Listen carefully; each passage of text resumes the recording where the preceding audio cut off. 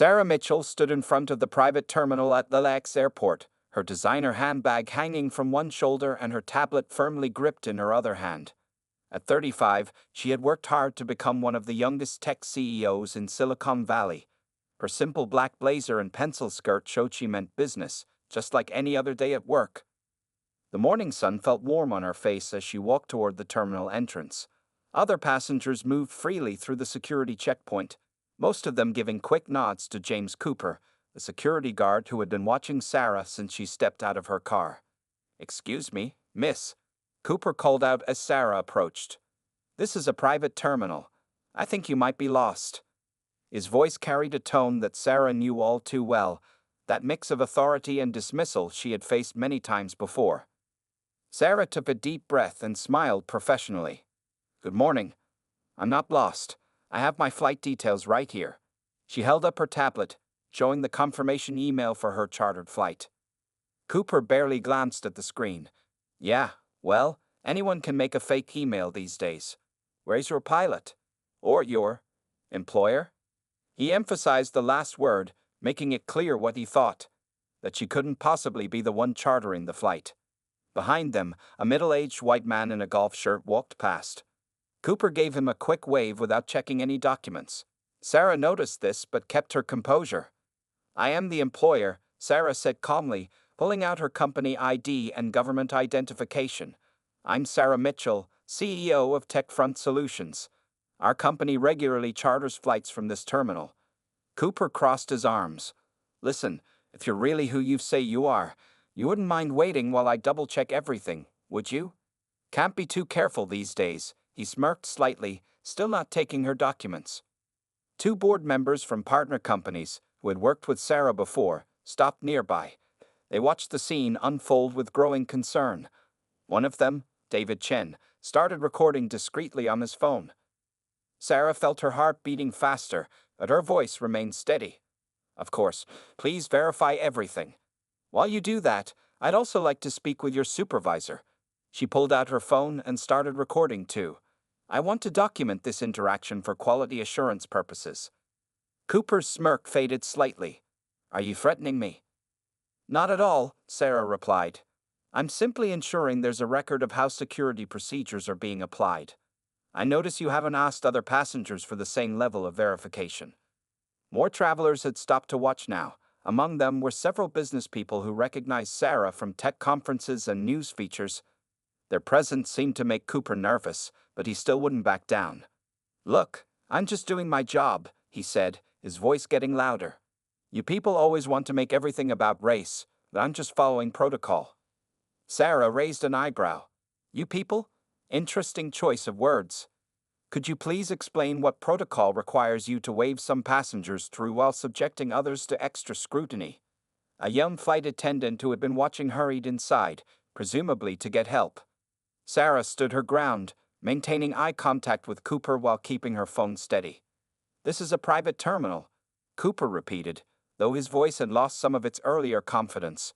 "We have to be selective." "Selective based on what criteria exactly?" Sarah asked, her voice clear enough for everyone nearby to hear. "I've shown you my ID, flight details, and company credentials. I'm curious to know what additional proof you need, and why." The terminal door opened, and a supervisor rushed out, his face showing concern as he took in the scene. He'd immediately recognized Sarah from previous flights. "Miss Mitchell, is everything all right here?" the supervisor asked, shooting a worried look at Cooper. Sarah turned to face him, her phone still recording. "Actually, no. I've been trying to board my flight for the past 15 minutes. Your security officer seems to have some concerns about my credentials that don't apply to other passengers. I'd love to discuss this further in your office." Cooper's face had turned pale as he realized who he had been harassing. But Sarah wasn't interested in his sudden change of attitude. She had seen an opportunity, not just to complain, but to change things. As she followed the supervisor inside, her mind was already forming a plan that would transform this moment of discrimination into something much more significant. Inside the terminal supervisor's office, Sarah sat with perfect posture, her phone still recording on the desk between them. The supervisor, Mr. Thomas Wilson, wiped sweat from his forehead with a handkerchief. The morning sun streamed through his office window, highlighting the certificates and security protocols posted on the walls. "Ms. Mitchell, I cannot apologize enough for this incident," Mr. Wilson said, his hands clasped tightly on his desk. "James Cooper is relatively new here, and clearly, he needs additional training." Sarah looked directly at him. "This isn't just about training, Mr. Wilson. What I experienced out there happens to people who look like me every day. The only difference is that I happen to have enough influence to make you listen." As they spoke, Sarah's phone buzzed with notifications. The video that David Chen had recorded was already spreading on social media. Several news outlets were trying to reach her for comments. "Perhaps we could handle this quietly," Mr. Wilson suggested, sliding a VIP access card across his desk. "We'll make sure you never have any issues here again." Sarah didn't touch the card. Instead, she pulled out her tablet and opened a blank document. "I have a different proposal," she said. "One that could help your terminal become a leader in preventing discrimination." Just then, there was a knock at the door. Cooper stood there, looking uncomfortable in his uniform that suddenly seemed too tight around his neck. Behind him were two more people: Jennifer Hayes, the terminal's HR director, and Michael Roberts, Sarah's company's head of legal affairs, who had driven over as soon as he heard about the incident. "Come in," Mr. Wilson called out, his voice cracking slightly. Cooper stepped forward, his earlier arrogance replaced with obvious nervousness. "Miss Mitchell, I want to apologize." Sarah held up her hand. "Mr. Cooper, please sit down. All of you should hear this." She turned her tablet so everyone could see as she began typing. "Here's what I propose. Instead of lawsuits or public shaming, let's create something positive." For the next 20 minutes, Sarah outlined her vision. She explained how the terminal could implement a comprehensive anti-bias training program with quarterly assessments and real consequences for discriminatory behavior. She suggested creating a diverse advisory board to oversee security protocols and handle complaints. "That would be expensive," Mr. Wilson protested weakly. "Not as expensive as a discrimination lawsuit," Michael Roberts commented from his corner. "And certainly not as costly as losing our business and others who might follow." Jennifer Hayes leaned forward, interested. "Actually, I've been wanting to propose something similar for months. This could be an opportunity to lead by example in the aviation security industry."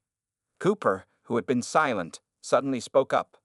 I never thought of myself as racist," he said quietly, "but watching that video of myself out there, I didn't like what I saw."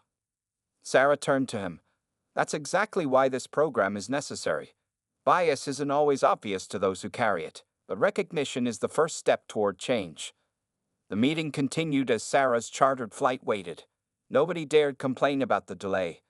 Through the office window, she could see reporters gathering outside the terminal.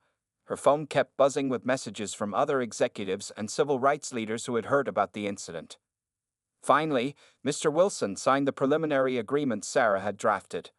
The terminal would implement her proposed changes within 30 days, with Cooper ironically being assigned to help develop the training program based on his own learning experience.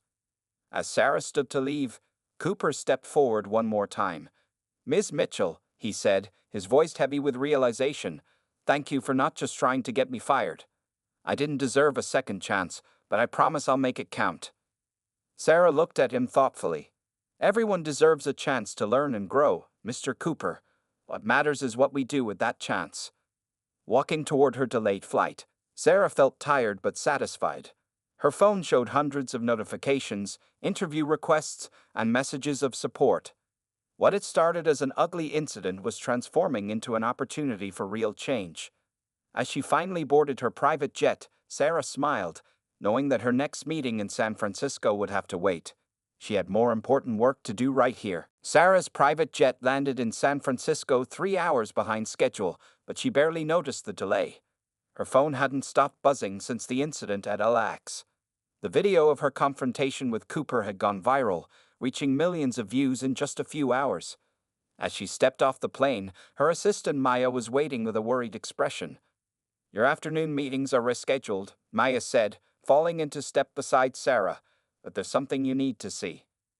They slid into the back of Sarah's waiting car, and Maya handed her an iPad. The screen showed hundreds of social media posts. Some people were sharing similar stories of discrimination at airports, while others praised Sarah's calm handling of the situation. But what caught her attention were the messages from other aviation companies. 3 major private terminals have already called, Maya explained as the car moved through traffic. They want to know more about the training program you proposed, and CNN wants you on their evening news show. Sarah leaned back against the leather seat, feeling the weight of the moment. What had started as a personal incident was quickly becoming something much bigger. Her phone buzzed again. This time it was her mother. "Baby, I just saw the video." Her mother's voice was filled with a mixture of pride and concern. "Are you okay?" "I'm fine, Mom," Sarah assured her. "Actually, I think something good might come from this." "Just like your father always said, turn poison into medicine," her mother replied softly. Sarah smiled, remembering how her late father had taught her to face discrimination with dignity and purpose. Back at TechFront Solutions headquarters, Sarah found her executive team waiting in the conference room. The wall-mounted screens showed news coverage of the incident, with reporters discussing the broader implications for the aviation industry. "Our stock is up 12%, announced Marcus, her CFO, as she walked in. "Investors see this as a leadership opportunity. We're being praised for taking a constructive approach instead of just filing a lawsuit." Lisa, the head of public relations, stepped forward with a stack of papers. "We've received partnership proposals from 5 civil rights organizations and 3 diversity training firms. They want to help develop the program you proposed at LAX." Sarah looked around the room at her team, a diverse group of professionals she had carefully assembled over the years. "What do you all think? This wasn't in our business plan, but sometimes opportunities come in unexpected packages." James, her senior VP of operations, spoke up. "My daughter asked me this morning why the security guard was mean to you. She's 7. I had to explain discrimination to her." He paused, emotional. "If we can help change things, even a little, I think we should." As the team discussed strategies, Sarah's phone lit up with a message from Mr. Wilson at LAX. Cooper had spent the afternoon reviewing security footage of his past interactions with passengers. The message included a photo of Cooper sitting in the break room, head in his hands, watching footage of himself treating people differently based on their appearance. "He's requested to lead the first training session," Mr. Wilson wrote. "Says he wants to share his own awakening with others." By evening, Sarah sat in a makeshift TV studio in her office, preparing for her CNN interview. The makeup artist touched up her face as Maya reviewed talking points with her. "Remember," Maya said, "this isn't just about one incident anymore. You're speaking for thousands who face this every day." The red light on the camera blinked on, and the anchor's voice came through Sarah's earpiece. "Tonight we're talking with Sarah Mitchell, the tech CEO whose encounter with a racist security guard has sparked a national conversation about discrimination in aviation. Ms. Mitchell, thank you for joining us." Sarah took a deep breath, thinking of her father's words about turning poison into medicine. She could have chosen anger, could have demanded Cooper's job, could have filed lawsuits. Instead, she had chosen to create change.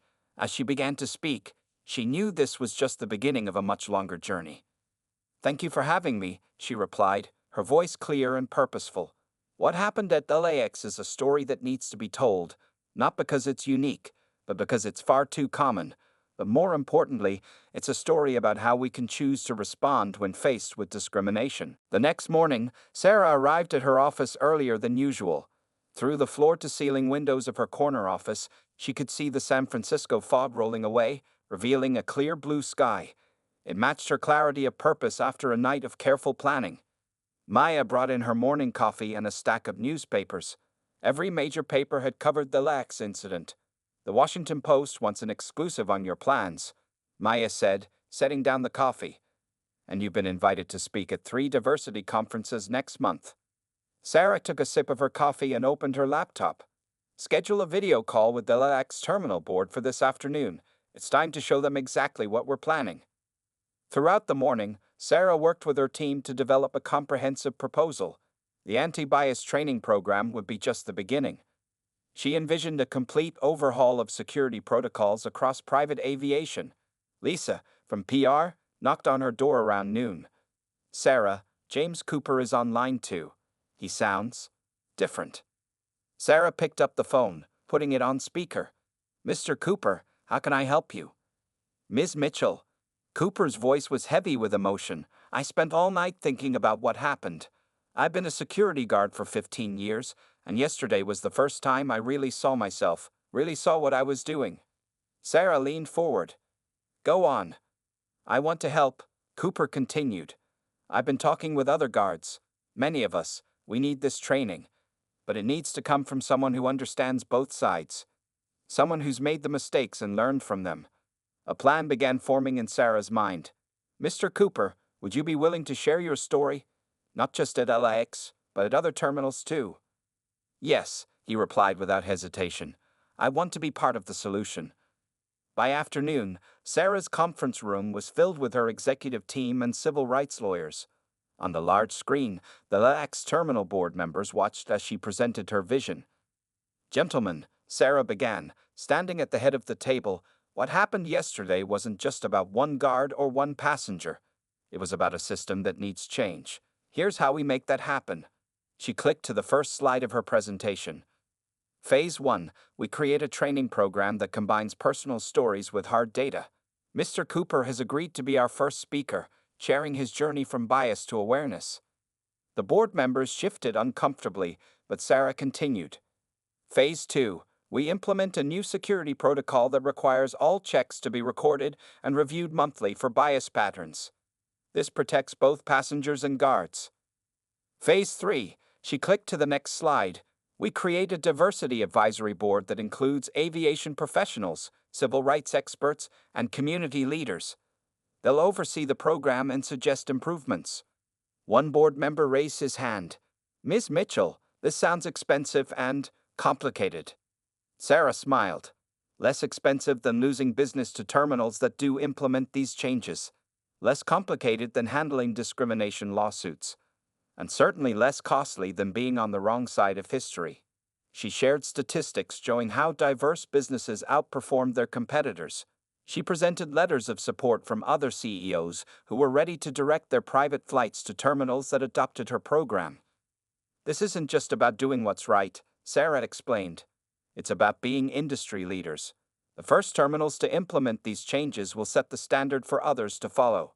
By the end of her presentation, the board members were nodding. Even the skeptical ones could see the business sense behind her proposal. As the video call ended, Sarah's team burst into applause. But she raised her hand for quiet. "This is just the beginning," she said. "We need to be ready for resistance. Not everyone will want these changes." Maya handed her another message. 3 more airports had called, wanting to learn about the program. Sarah looked at her team, feeling a mix of determination and hope. "Start scheduling visits to other terminals," she told Maya. "And get me James Cooper on the phone again. We need to start preparing him for his new role as a trainer." Outside her office window, the sun was shining brightly now, all traces of fog gone, just like the clarity that comes after confronting uncomfortable truths, Sarah thought.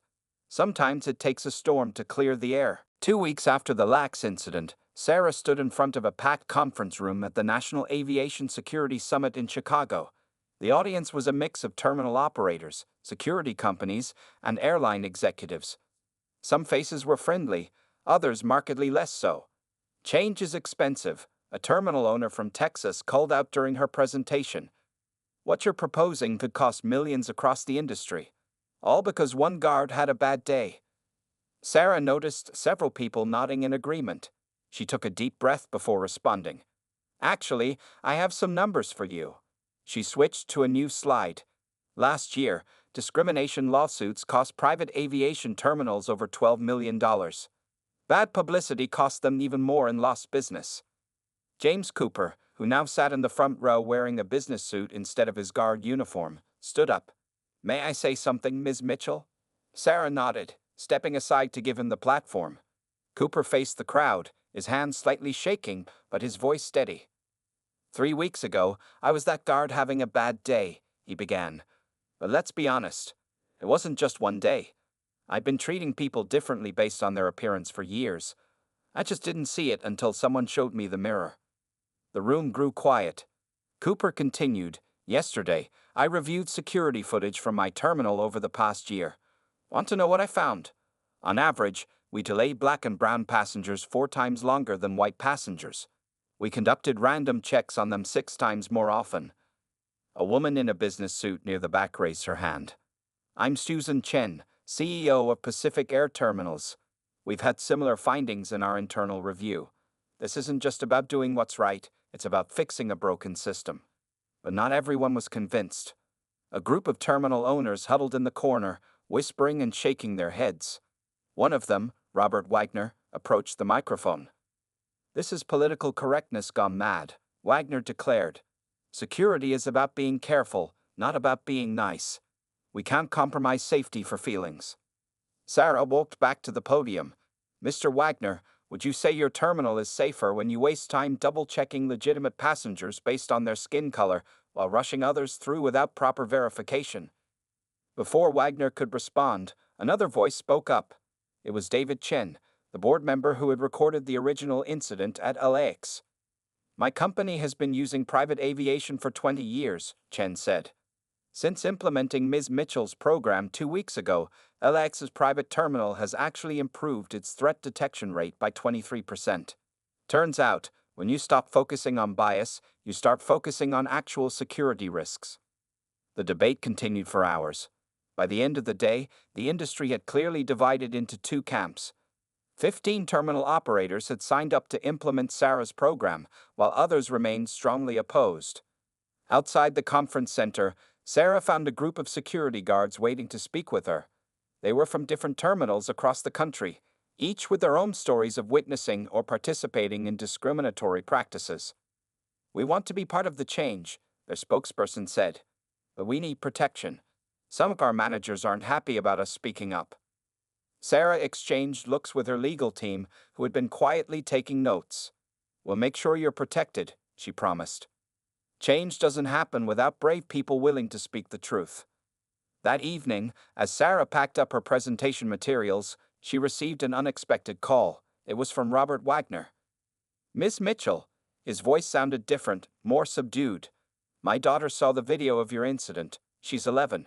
She asked me if I was one of the bad guys trying to stop you from making things better. He paused.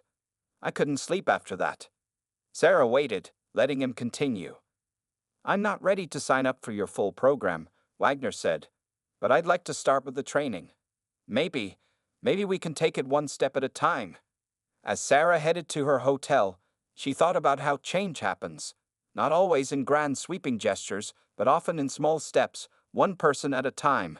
Her phone buzzed with a message from Cooper, sharing photos from his first training session at LAX. Making a difference, his message read. Thank you for showing me how. Sarah smiled, thinking of all the small steps that were adding up to something bigger than she had imagined. The resistance was strong, but the support was growing stronger. 1 month after the Chicago summit, the LAX private terminal looked very different. New cameras had been installed, recording every security interaction. The guard station now had diverse staff members, and a large screen displayed real-time statistics about passenger processing times. Sarah walked through the terminal's entrance, remembering her confrontation with Cooper. Today, he stood at a podium in the terminal's main conference room, preparing to lead the first official training session for security staff from 5 different airports. Nervous? Sarah asked, approaching him as he arranged his papers. Cooper adjusted his tie, a new addition to his transformed appearance. A little. Never thought I'd be teaching others about discrimination, especially after being the example of what not to do. The conference room filled quickly. Security guards, terminal managers, and aviation executives took their seats. Among them sat Robert Wagner, who had finally agreed to implement the full program after his initial resistance. Good morning, Cooper began, his voice steady despite his nerves. My name is James Cooper, and a month ago, I was the person in that viral video showing exactly how bias can blind us to our own actions. He played the video of his confrontation with Sarah. The room fell silent as they watched. But instead of stopping there, Cooper played more videos, his interactions with various passengers over the past year, clearly showing patterns of discrimination. This isn't easy to watch, Cooper admitted. But change doesn't happen until we face uncomfortable truths. Sarah noticed some guards shifting uncomfortably in their seats, perhaps recognizing their own behaviors in Cooper's examples. Others were taking notes, nodding in understanding. The training continued with practical exercises. Guards paired up to role-play scenarios, switching roles between passenger and security officer. After each exercise, they discussed their feelings and realizations. During the lunch break, Sarah overheard two guards talking. "I did the same thing last week," one admitted quietly. "Gave this Asian lady extra checks because her name was hard to pronounce.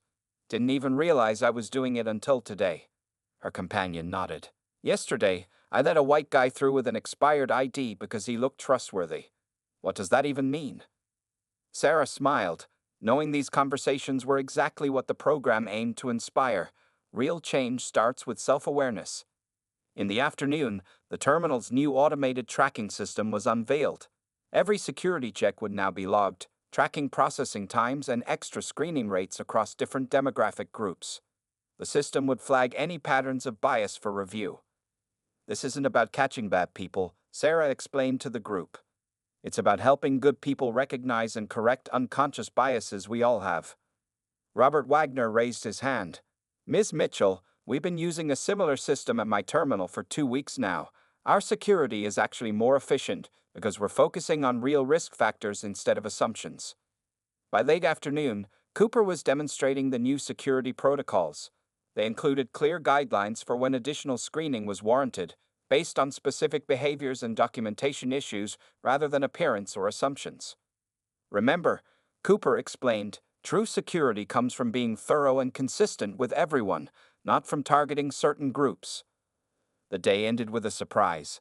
Maya entered the conference room with breaking news on her tablet. The Federal Aviation Administration had just announced new guidelines for private terminals, many of them based on Sarah's program. "They're calling it the Mitchell Protocol," Maya announced, showing Sarah the press release. Sarah hadn't expected this development. What started as a personal incident had grown into an industry standard. She looked around the room at all the faces. Guards learning to confront their biases, managers implementing new systems, Cooper teaching others from his own experience. As the training session concluded, Cooper approached Sarah with tears in his eyes. "Thank you," he said simply. "Not just for giving me a second chance, but for helping me become someone who deserves it." Sarah watched as the participants left, many of them talking excitedly about implementing changes at their own terminals. Even the skeptics seemed thoughtful, carrying new perspectives back to their workplaces. "The real test starts tomorrow," Sarah told Cooper as they packed up. "When everyone goes back to their terminals and starts putting these lessons into practice." Cooper nodded, straightening his tie one last time. "True, but now they know what to look for, in themselves and others." He paused, looking at his reflection in the window. Sometimes, seeing yourself clearly is the hardest part of changing. 3 months after the first training session, Sarah sat in her office reviewing the latest data from airports across the country. The results of her program were spreading far beyond what she had imagined that day at LAX. "Look at these numbers," Maya said, pointing to a chart on the screen. 43 private terminals have now adopted the Mitchell Protocol. Passenger complaints about discrimination are down by 70% at participating locations. Sarah scrolled through the report, remembering how it all started with one confrontation. Her phone buzzed with a text from Cooper. "You need to see the news. Turn on CNN." She grabbed the remote and switched on the office TV. A reporter stood outside a major commercial airport in Atlanta. The headline read, "Commercial Airlines Adopt Mitchell Protocol for Security Training." In a groundbreaking move, the reporter announced, Delta Airlines has become the first major commercial carrier to implement the anti-bias training program that revolutionized private aviation. Other airlines are expected to follow suit. Maya turned to Sarah with excitement. "It's not just airports anymore. The program is being adapted for hotels, restaurants, and retail stores. Your inbox is full of requests for guidance." Sarah's computer chimed with a video call request. It was from a group of security guards in London's Heathrow Airport. She accepted the call, and their faces appeared on her screen. "Ms. Mitchell," their spokesperson began, "we've been following your program's success in the States. Our airport wants to be the first in Europe to implement it. Would you consider helping us adapt it for international terminals?" Before Sarah could respond, Maya rushed in with breaking news on her tablet. The story showed Robert Wagner, once their biggest critic, speaking at a security conference in Dubai. The Mitchell Protocol isn't just about preventing discrimination, Wagner was saying. It's about better security through smarter screening. Our terminal's threat detection rate has improved by 40% since implementation. Sarah's phone kept buzzing. A text from Cooper showed pictures of his latest training session. Now he was teaching at police academies, helping law enforcement recognize and address bias in their work. Remember when you could have just gotten me fired? Cooper had written. Instead, you helped me help others. We trained over 3,000 security personnel so far. Later that afternoon, Sarah visited a local high school where the program had taken an unexpected turn. Students had adapted the bias recognition techniques for their peer mediation program, addressing discrimination in their own community. We learned about what happened to you, a student told her during the visit. But more importantly, we learned how you responded to it.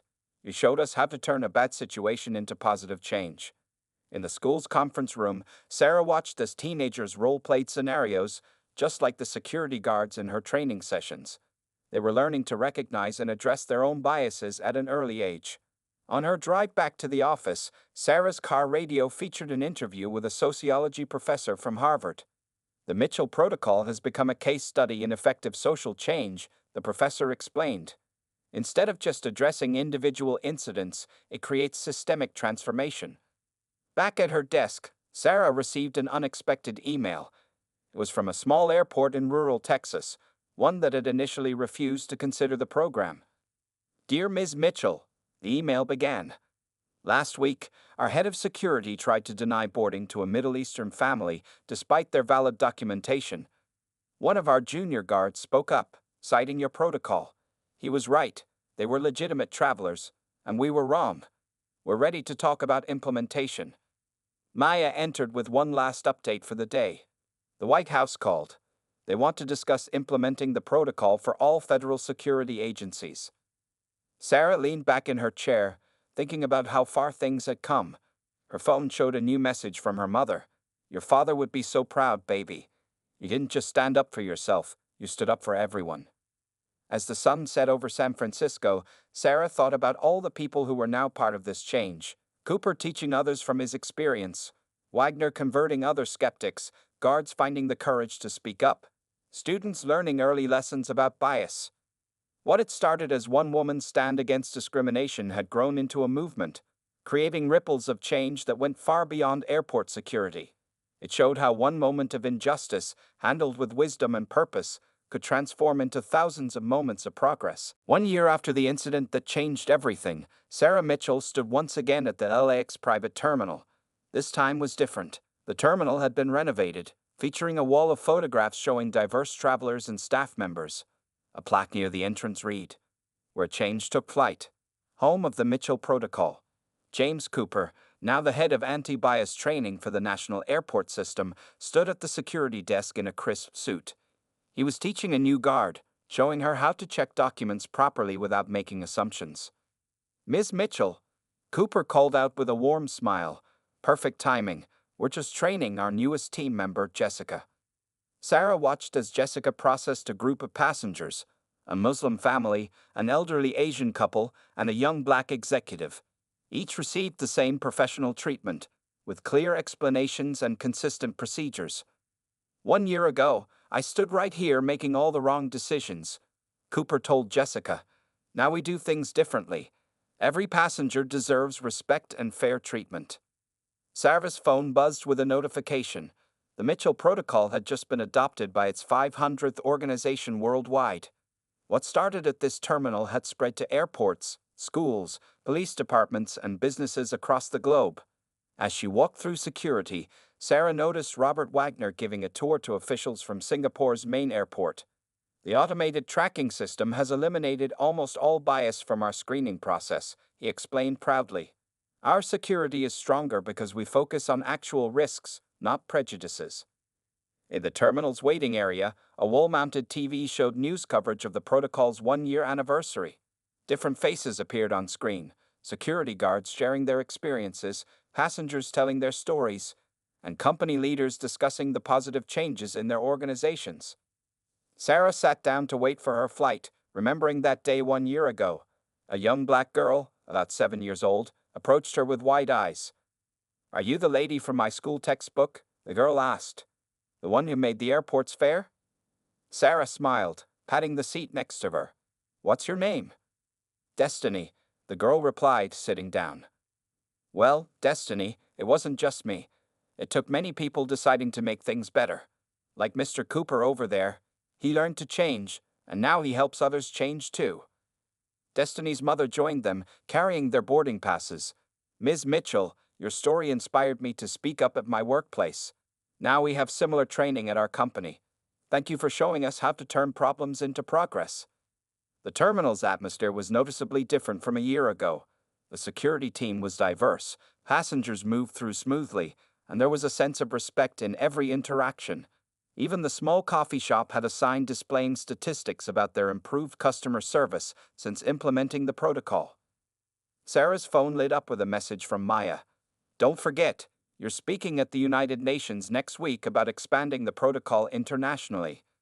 As Sarah waited to board her flight, Cooper approached with a folder. "Look what I found," he said, opening it to reveal the original incident report from that day. "Hard to believe this is what started it all." Sarah read through the old report, remembering the anger and frustration she had felt. "Sometimes the worst moments lead to the best changes," she replied. The terminal's speaker system announced her flight. As Sarah gathered her things, she noticed a group of new security trainees watching her with respect. They weren't just learning procedures. They were learning how one person's stand against injustice could transform an entire industry. "Safe travels, Ms. Mitchell," Cooper said as she headed toward her gate. "And thank you for seeing the possibility of change in everyone, even me." Sarah paused at the gate, looking back at the terminal she had helped transform. The wall of photographs, the diverse staff, the fair treatment of all passengers. This was the new normal. Not perfect, perhaps, but progress that proved real change was possible. As she boarded her plane, Sarah received one last message. It was a photo from her mother. Her father's old briefcase, now displayed in a civil rights museum alongside the story of what happened at LAX. The caption read, "One moment can change everything." Sarah smiled, thinking of young Destiny and all the children who would grow up in a world where fair treatment wasn't just a dream but an expectation.